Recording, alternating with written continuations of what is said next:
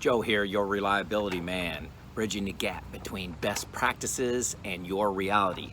Today's topic is, are you letting perfect get in the way of good? Hit subscribe, give me a like. Love for you to do that. Most of my videos, and this is my 22nd one, are about beginning your journey and how simple steps can lead to getting some sponsorship, getting momentum, getting excitement into your PdM program, your reliability program, your PM program, your total maintenance program. All can change with a start, create a new experience. One of the major obstacles I found for plants, and this includes myself, was my desire to jump from my current state to great.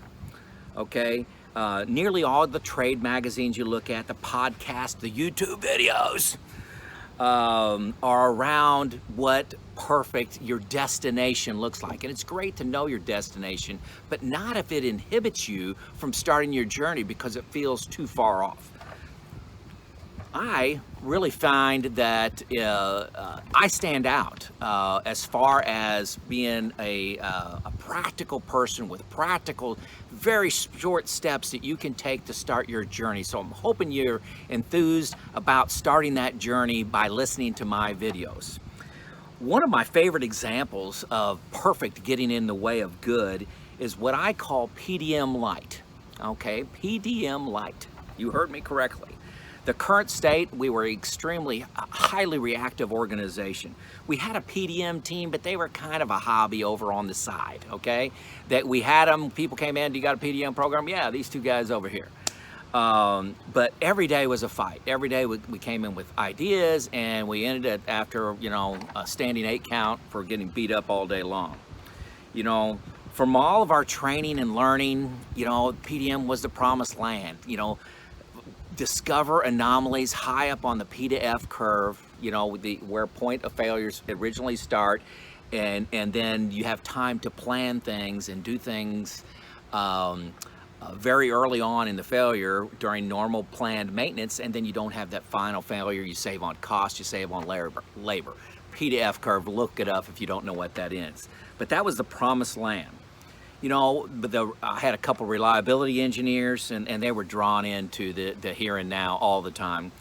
But their idea, and I'm not blaming them, but it's dogma, was, hey, we need to do an FMEA or RCM on our critical assets.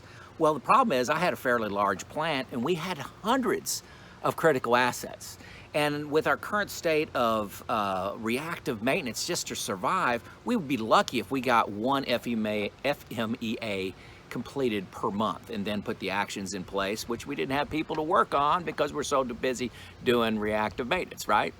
Okay, so maybe you can relate to this. Well, even if we did one a month, we're talking decades of work in front of us to get to where we had critical mass of FMEA work to where we can make an impact.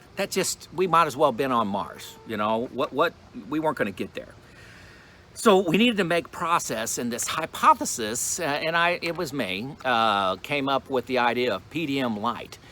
And what we were looking at was, hey, instead of doing an FMEA on everything, why don't we just give one of our mechanics do an inspection of this green mill? This is where we started. It was a 9-story building where you were crushing coke into different sizes. You had ball mills, you had bucket elevators, you had conveyors, you had all kinds of equipment rotating and moving stuff around. Why not give one of the mechanics an IR gauge and have him do his inspection with that IR gauge? Just walk through the process. Instead of doing it with the naked eye and relying on your senses, why don't we just add an IR gauge, see what happens? So we started that in the green mill and quickly expanded that to our other operations. Significant pushback from the professionals. This was heresy. You're not doing it the right way. The textbook says do it this way. But, I was actually in charge. So there were a couple of other folks that got quickly on board, but it was a small handful. It was 2% of the population got on board with this. But what happened is we started identifying 3 to 4 anomalies a day. 3 to 4 things, not as high up on the PDF curve as you'd like. You'd like to be with UE, you'd like to be on oil analysis, you'd like to be on Vibe. But we started identifying 3 to 4 a day. And those started being resolved. We would get those resolved early, and then we started having less reactive maintenance. So that was the start to our journey. Let's see.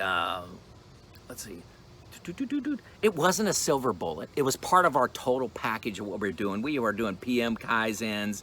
We were changing expectations of planners to anticipate wrench time problems. We were doing kitting and staging, all my other videos we were doing. But this one was a real change. It was, hey, what does mediocre look like as far as a PDM program, which would appall the perfectionist, but yet get us the wins and the successes and enough momentum where we could start to get ahead of the reactive maintenance. PDM Lite, maybe worth a try.